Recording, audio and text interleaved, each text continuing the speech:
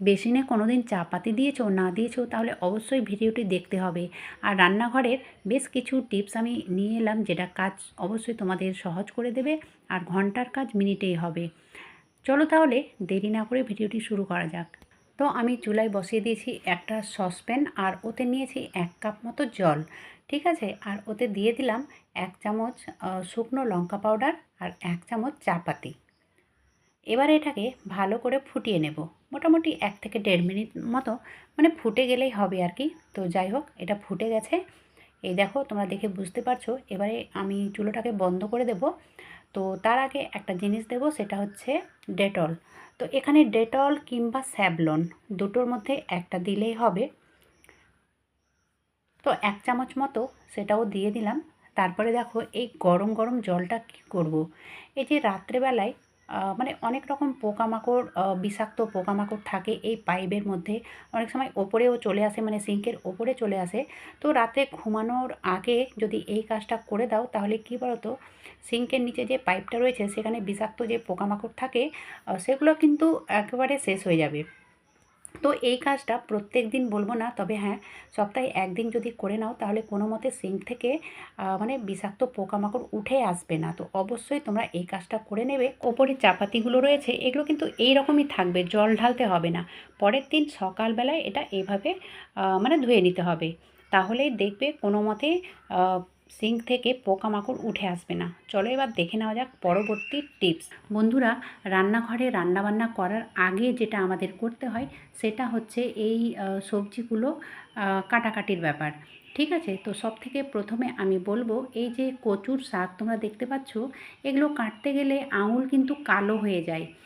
আর এই যে এর ডাঁটাগুলো আছে, সেটা ছাড়ানোর জন্য তোমরা যদি কাঁচির ব্যবহার করো, তাহলে কিন্তু ঘন্টার কাজ মিনিটে, মানে খুবই তাড়াতাড়ি হবে। আর এটা যদি হাত দিয়ে আঙুলের সাহায্যে কিংবা বটি দিয়ে ছাড়াতে যাও, তাহলে অনেকটা টাইম লাগবে। আর এটাতে হাত দেওয়ার আগে আমি যেটা করলাম, সেটা হচ্ছে সর্ষের তেল। হাতে সর্ষের তেল মেখে নিলে কি হবে, যে হাতটা কালো হবে না, আর হাতে মানে কোনো রকমভাবে কুটকুটো করবে না।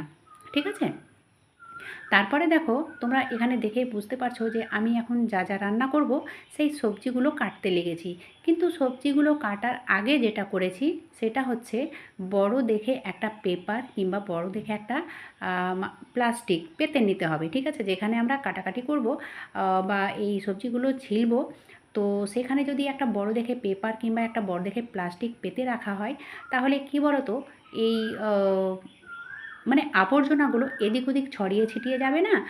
আর আমাদেরকে ডবল করে খাটুনিও করতে হবে না। যেমন দেখো, আমি প্লাস্টিকটা তুলে নিলাম, আর প্লাস্টিকটাকে আমি রান্নাঘরের একদিকে রেখে দেবো, কারণ পরের দিন আবার এটা ব্যবহার করব।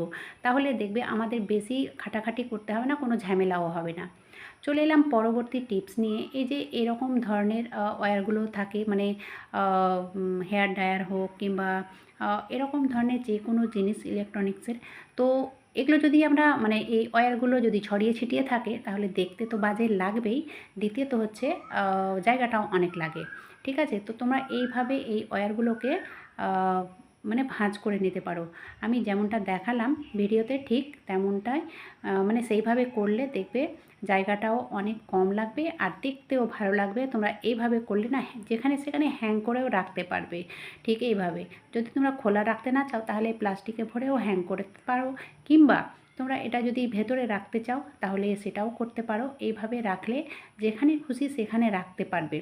তো অবশ্যই এই সব ধরনের জিনিসগুলো তোমরা গোছগাছ করে রাখলে দেখতেও ভালো লাগে, আর পরবর্তীতে আমাদেরকে খোঁজাখুঁজিও করতে হয় না। যেমন ধরো, এই চিরুনিগুলো অনেকগুলোই থাকে প্রায় প্রত্যেকের ড্রেসিংয়ে। তো আমরা যদি এইভাবে রাখি, এই দেখো, একটা গ্লাসের মধ্যে, যে রাফ গ্লাস কিংবা যে গ্লাসগুলো নষ্ট হয়ে গেছে, কিংবা যেখানে তোমরা রাখতে চাও, তো সেইখানে প্রথমে টিস্যু দিয়ে দেবে। তাহলে কি বলো তো, এই চিরুনিগুলো এদিক ওদিক ছড়িয়ে ছিটিয়ে যাবে না বা পড়ে যাবে না। ঠিক আছে, অবশ্যই নিচে একটা টিস্যু দিয়ে দিতে হবে, তাহলে এটা ভালোভাবে মানে আটকে থাকবে আর কি।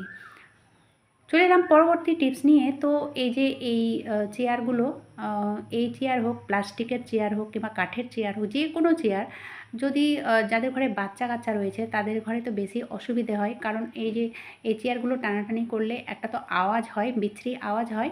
দ্বিতীয়ত হচ্ছে কি, যে টালসে বা মানে ফ্লোরে যেই কিছু থাক না কেন সেটাতে স্ক্র্যাচ পড়ে, দাগ পড়ে যায়, ঠিক আছে? তো তার জন্য খুব সহজ একটা পদ্ধতি, কিচ্ছু করতে হবে না, শুধু এই যে বেলুনগুলো রয়েছে, তো এই বেলুনগুলোকে আমি ওপরের দিকে একটুখানি কাট করলাম যেন এটাতে মানে ঢোকাতে পারি আর কি, চেয়ারের পায়াগুলোতে। তো এইভাবে বেলুন যদি পরিয়ে দাও তাহলে কোনো মতে আওয়াজ হবে না, আর দ্বিতীয়ত হচ্ছে টাইলসে তোমাদের স্ক্র্যাচও পড়বে না। চলো দেখে নেওয়া যাক পরবর্তী টিপস। এই টিপস হবে এই বিছানার চাদর নিয়ে। কারণ যাদের ঘরে ছোট বাচ্চা কাচ্চা রয়েছে তাদের ঘরে বিছানার চাদর কিন্তু ঠিক থাকে না। তো কিভাবে এটা মানে পেতে রাখলে এলোমেলো হবে না। তো তোমরা একটু লক্ষ্য করলেই বুঝতে পারবে। এই দেখো আমি প্রথমে এটাকে এইভাবে ভরে দিলাম, ঠিক আছে? লম্বা দিকে এইভাবে ভরে দিলাম। ভরার পরে আমি হাত দিয়ে চেপে রেখেছি। তারপরে এটাকে এইভাবে ভরে দেব। এভাবে যদি তোমরা চাদরটাকে পেতে রাখো তাহলে দেখবে খুব তাড়াতাড়ি এলোমেলো হবে না, বিশেষ করে যাদের ঘরে ছোট বাচ্চা কাচ্চা রয়েছে, ঠিক আছে? তোমরা একটু লক্ষ্য করলে, একটু স্লো মোশনে দেখে নেবে, তাহলেই ব্যাপারটা বুঝতে পারবে। আর তারপরে দেখো এই যে আমরা আঙুল দিয়ে এখানে এইভাবে ভরে থাকি, তো অনেক সময় আঙুলে খোঁচাও লেগে যায়। তো তোমরা সেটা না করে একটা চিরুনি নিয়ে নেবে, ঠিক আছে? চিরুনি দিয়ে ঠিক এইভাবে এই চাদরগুলোকে ভরে দেবে। তো যদি ভরতে অসুবিধা হয়, টাইট লাগে, তাহলে প্রথমে একটা ছোট্ট বোতলগুলো মিডিলে ভরে রাখবে। হ্যাঁ, তাহলে কী বলো তো, এটা ভরতে সুবিধে হবে, ঠিক আছে? ভীষণই ভালো একটা টিপস, তোমরা এই টিপসটা অবশ্যই ফলো করে দেখবে। তো এই দেখো হয়ে গেল কি সুন্দরভাবে, আর আমাদের কোনো অসুবিধেও হলো না, মানে আঙুলে লাগার কোনো সম্ভাবনাও থাকবে না, আর কোনো ক্ষতিও হবে না। চলো দেখে নেওয়া যাক পরবর্তী টিপস। তো পরবর্তী টিপস, রান্নাঘরে চলে এসেছি। তো এই যে তারের মাজনিগুলো, এগুলো কিন্তু কয়েকদিন ব্যবহার করার পরেই দেখবে মানে এরকম ধরনের হয়ে যায়। তখন কি হয়, ছুটে ছুটে চলে আসে। তো আমরা যখন বাসন মাজি, যদি একাট্টু বাসনে লেগে থেকে যায় তাহলে কিন্তু মানে অনেক বিপদের মধ্যে আমাদেরকে পড়তে হয়। তো এইরকম হয়ে গেলে তখন আমরা কি করব? এটাকে ফেলে দিতেও পারি না, আমরা রেখে দিই, মানে ব্যবহার করি আর কি। তো ব্যবহার করার পদ্ধতিটা শুধু জানতে হবে, ঠিক আছে? তাহলে আমাদের কোনো ক্ষতি হবে না। তো এই যে মোজাগুলো যদি একটা তোমরা রান্নাঘরে রেখে দাও, পুরনো মোজা হোক কিংবা যদি নতুন মোজা একটা রেখে দাও, তাহলে সবথেকে ভালো হয়।